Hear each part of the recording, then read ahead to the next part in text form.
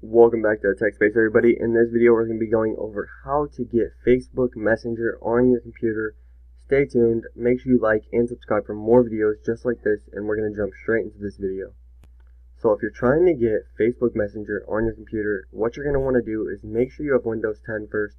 You can easily upgrade to Windows 10 if you don't have it. Just go type in Windows 10 download on Google, click the first link that pops up, and go ahead and go to the download tool now, run it, and you'll have Windows 10. It takes about an hour to two, depending on your internet connection, your computer speed, depending on how much stuff's on your computer, and it will transfer it all over, so you won't be losing any information. So you have to have Windows 10.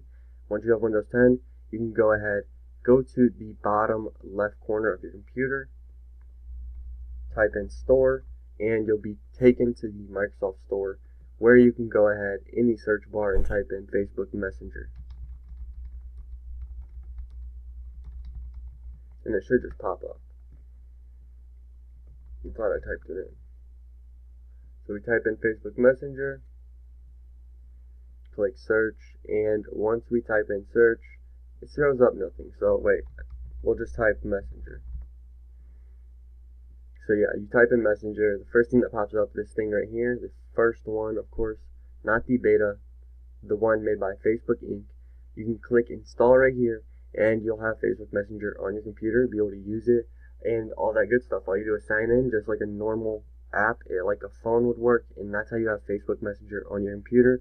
If you guys have any questions, let me know. If this isn't working for you, let me know. And other than that, thank you guys for watching. Like and subscribe, and I'll see you guys in the next video.